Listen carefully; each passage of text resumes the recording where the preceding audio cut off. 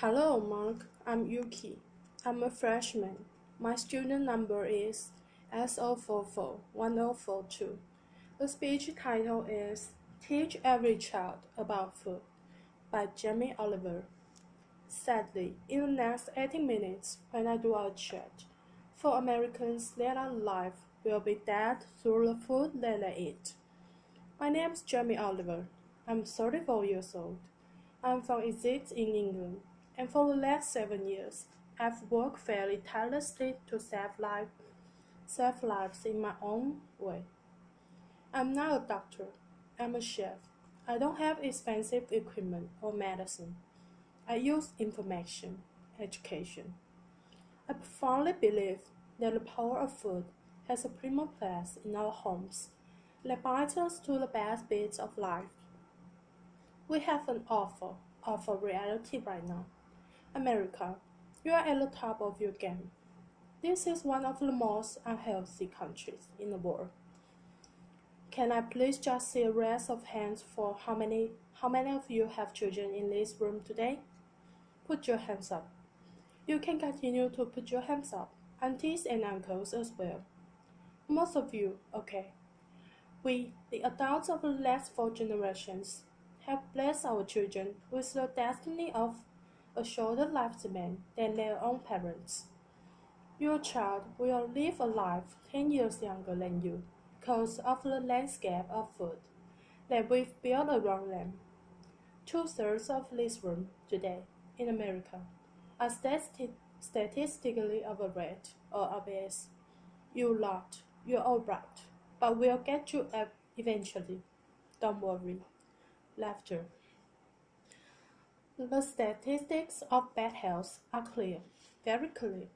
We spend our lives being paranoid about death, murder, homicide.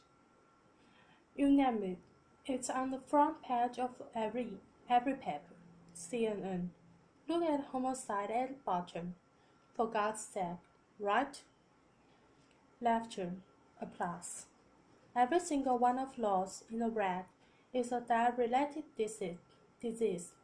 Any doctor and specialist will tell you that fact. Diet-related disease is the biggest killer in the United States right now, here today.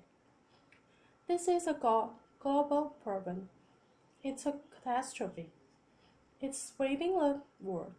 England is right behind you, as usual. Laughter. I now let war close, but not let girls. We need a revolution. Mexico, Australia, Germany, India, China all have massive problems of obesity and head health. Think about smoking. It costs well less than obesity now. Obesity costs you Americans 10% of your health care bills. $150 billion a year.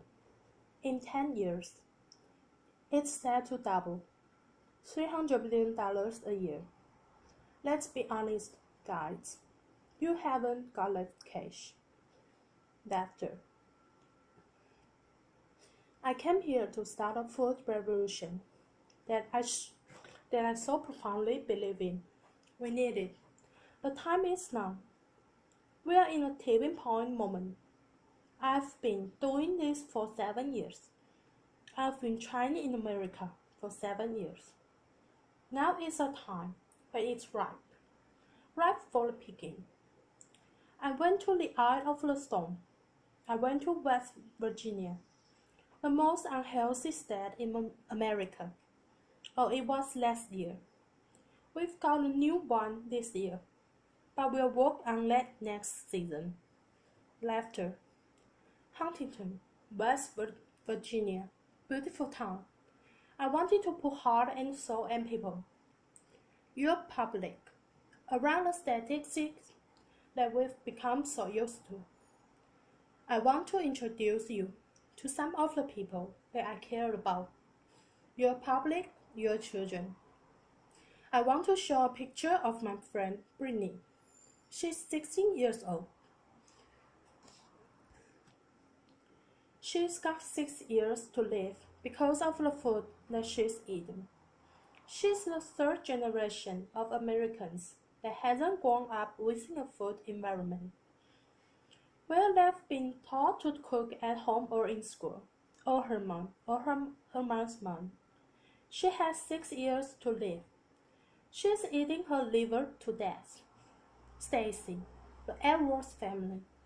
This is a normal family, guys. Stacy does her best. But she's third generation as well. She was never taught to cook at home or at school. The family's obese, Justin here, 12 years old. He's 350 pounds. He gets bullied, for God's sake. The daughter there, Katie, she's 4 years old. She's obese before she even gets to primary school. Marissa, she's alright. She's one of your lot. But you know what? Her father, who was obese, died in her arms.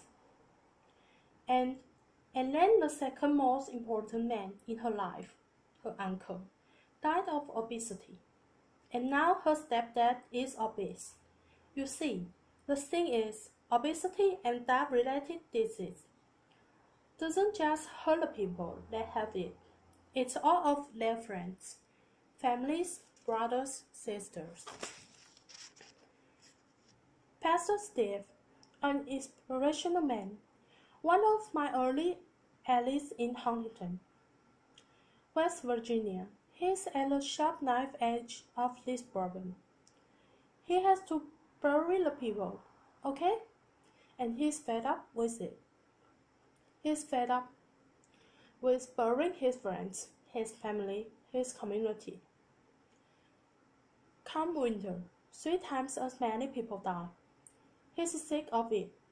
This is preventable disease. Vessel of life, by the way. This is what they get buried in. We are not geared up to do this.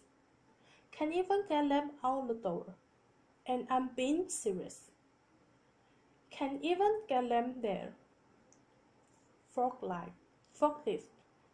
Okay, I see it as a triangle, okay?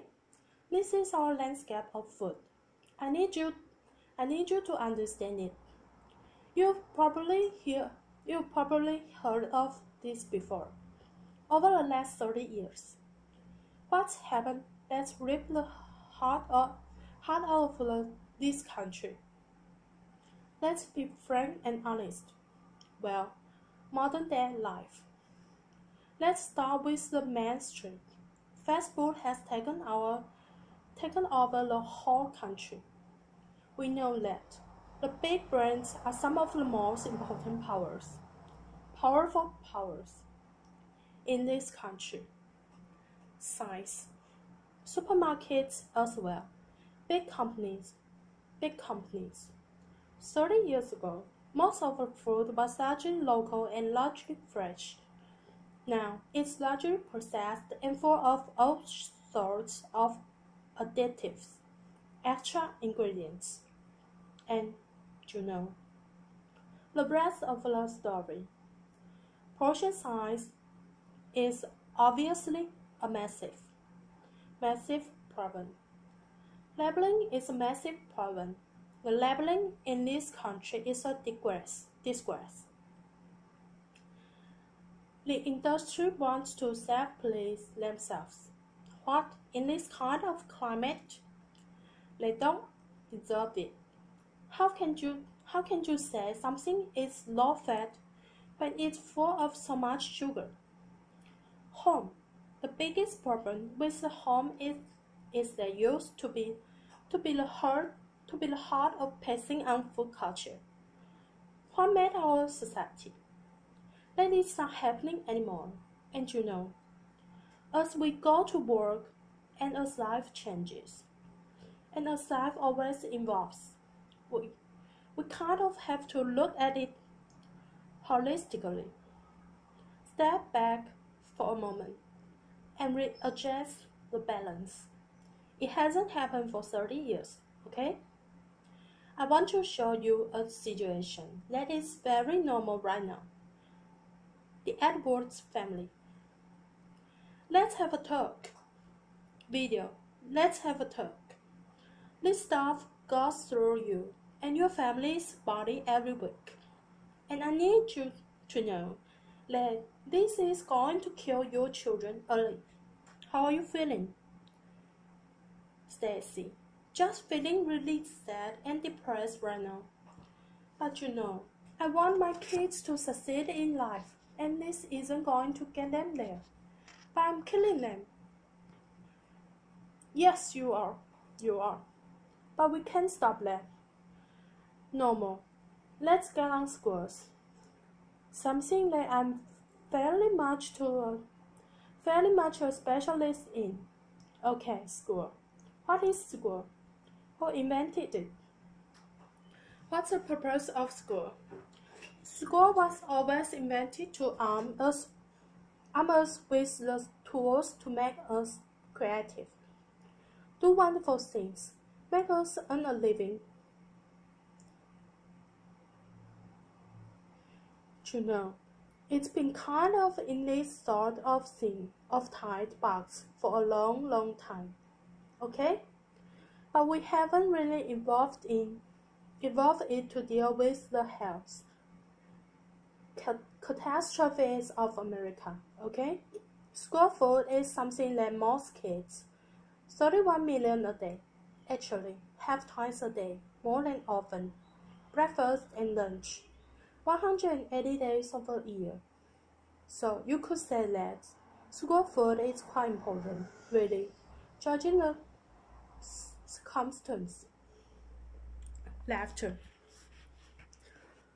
Before I crack into my rant, which I'm sure you are waiting for, laughter, I need to say one thing, and it's so important in, hopefully, the magic that happens and unfolds in the next 3 months. The lunch ladies, the lunch cooks of America. I offer myself as their ambassador. I'm not staggering themselves. They are doing the best they can do. They are doing their best, but they are doing what they are taught, and what they are being taught to do is wrong. The system is highly run by customs. There's not enough or any. Food knowledgeable people is the business. There's a problem.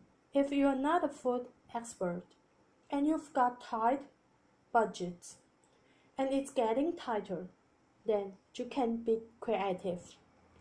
You can duck and dive and write different things around things. If you're an accountant and a box ticker, the only thing you can do in this circumstance is buy cheaper shit. Now, the reality is the food that your kids get every day is fast food. It's highly processed. There's not enough fresh food in there at all. You know, the amount of additives in numbers, ingredients you wouldn't believe. There's not enough veggies at all. French fries are considered a vegetable. Pizza for breakfast. They don't even get crockery. Knives and forks? No, they are too dangerous. They have scissors in the classroom. But knives and forks? No. And the way I look at it is, if you don't have knives and forks in your school, you are poorly endorsing. From a state level, fast food, because it's handheld. And yes, by the way, it is fast food. It's sloppy joes. It's burgers. It's wieners. It's pizzas. It's all of that stuff. Science. 10% of what we spend on healthcare. As I said earlier, it's on obesity and it's going to double. We are not teaching our kids. There's no statutory right to teach kids about food. Elementary or secondary school, okay? We don't teach kids about food, right? And this is a little clip from an elementary school, which is very common in England. Video. We know what this is. Child. Potatoes. Jamie Oliver. Potatoes. So you think these are potatoes? Do you know what that is? Do you know what that is? Child. Broccoli. Jamie Oliver. What about this? Our good old friend. Child. Celery. Jamie Oliver. No. What do you think this is? Child. Onion. Jamie Oliver. Onion? No. Jamie Oliver. Immediately, you get a really clear sense of, do the kids know anything about where food comes from? Who knows what it is? Child. Oh, pear? What do you think this is? I don't know. If the kids don't know what stuff is, then they will never eat it. Laughter. Normal. England and America. England and America. Guess what fixed that? 2 1-hour sections. We've got to start teaching our kids about food in schools. Period. Applause. I want to tell you about something that kind of epitomizes the trouble that we're in. Guys, okay? I want to talk about something so basic as milk. Every kid has a right to milk at school. Your kids will be having milk at school, breakfast and lunch, right? They'll be having 2 bottles, okay? And most kids do. But milk ain't good enough anymore. Don't get me wrong, I support milk, but someone at the milk board probably paid a lot of money for some geezer to work out that if you put lots of flavorings, colorings, and sugar in milk, more kids will drink it. Yeah, obviously. Now, let's go into catch on the apple board. It's going to work out that if they make toffee apples, they'll eat more as well. Do you know what I mean? For me, there isn't any need to flavor the milk, okay? Less sugar in everything. I know the ins and outs of those ingredients. It's in everything. Even the milk hasn't escaped the kind of modern-day problems. There's our milk. There's our cotton. In that is nearly as much sugar as one of our favorite cans of fizzy pop. And they are having 2 a day. So, let me just show you.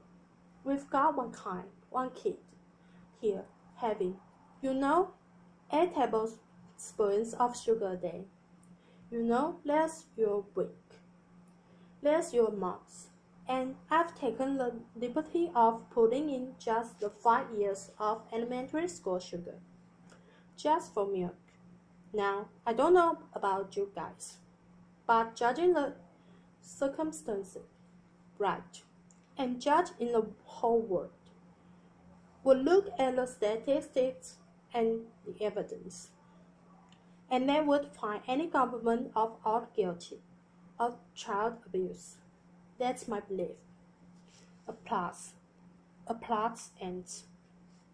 Now, if I came up here and wish I could come up here today and hand a cure for AIDS or cancer, you'd be fighting and scrambling to get to me. All this bad news is preventable. That's the good news. It's very, very preventable. So let's just think about, we got a problem here. We need to reboot.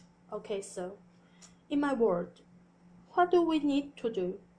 Here is the thing, right? It cannot just come from one source. To reboot and make tangible change, real change, so that I could look you in the white of the eyes and say, in 10 years' time, the history of your children's life lives, happiness, and let's not forget, you are clever if you eat well. You know you are going to live longer. All of that stuff. It will look different, okay? So, supermarkets. Where else do you shop so religiously? Week in, week out. How much money do you spend in your life in a supermarket? Love them. They just sell us what we want. Alright. They owe us to put a food ambassador in every major supermarket. They need to help us shop.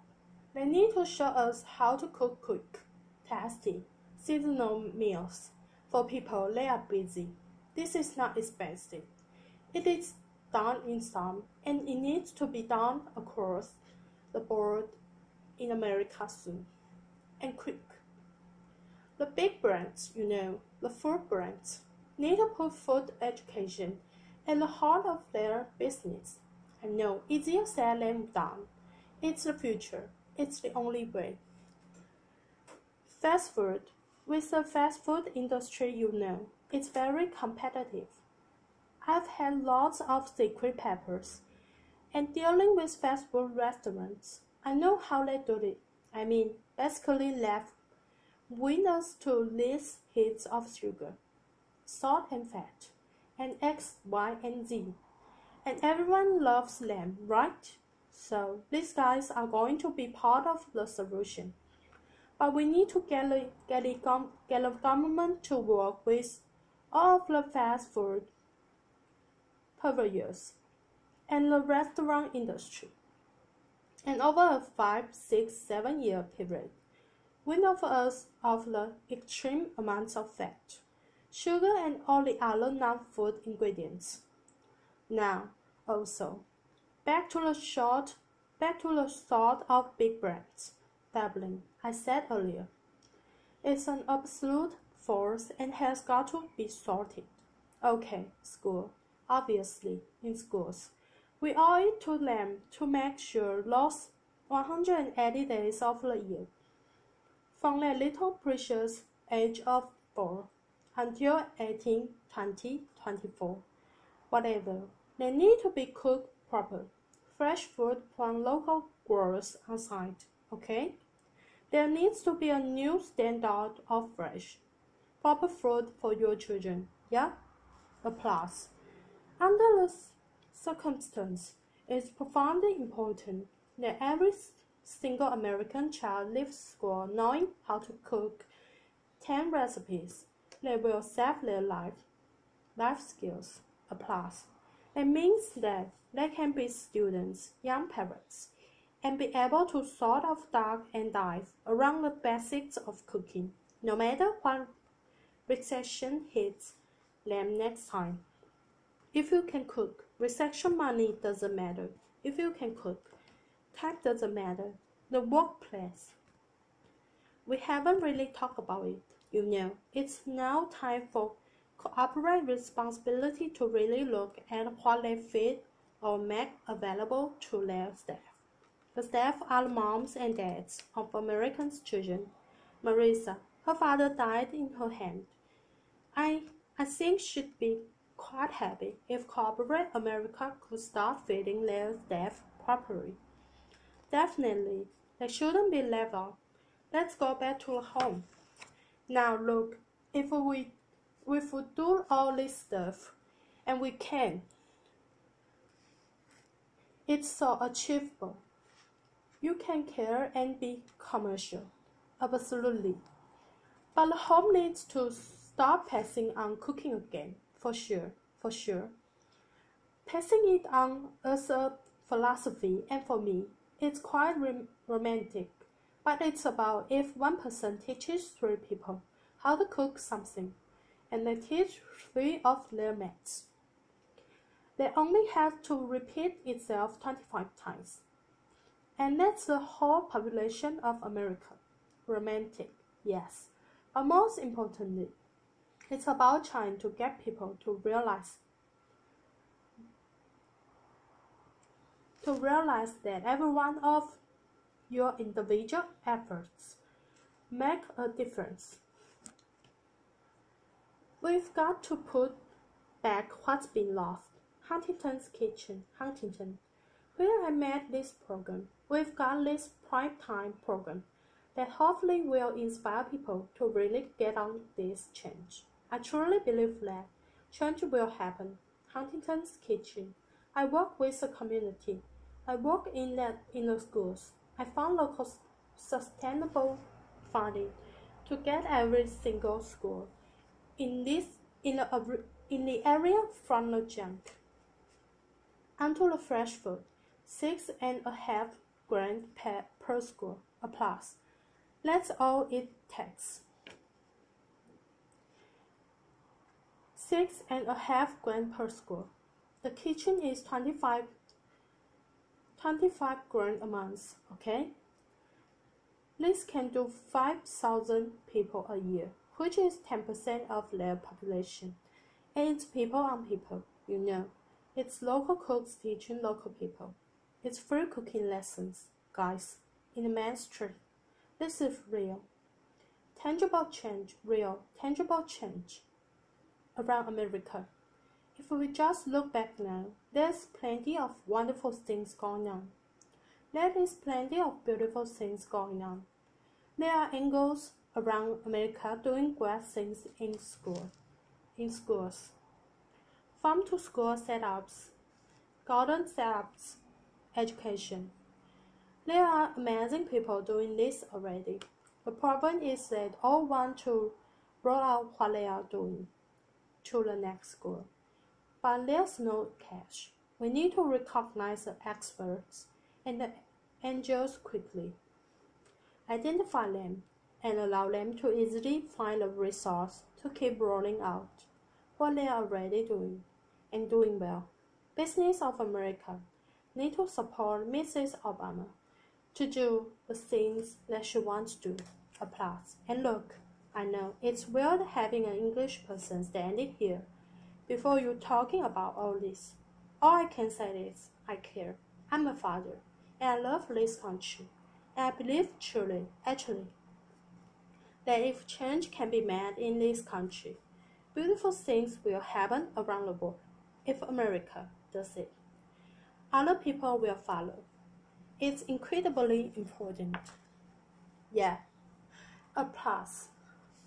When I was in Huntington, trying to get a few things to work when they weren't, I thought, if I had a magic wand, what would I do? And I thought, you know what? I'd just love to be put in front of some of the most amazing movers and shakers in America. And a month later, Ted phoned me up and gave me this award. I'm here, so my wish. Dyslexic, so I'm a bit slow. My wish is for you to help a strong, sustainable movement to educate every child about food, to inspire families to cook again, and to empower people everywhere to find obesity. Applause.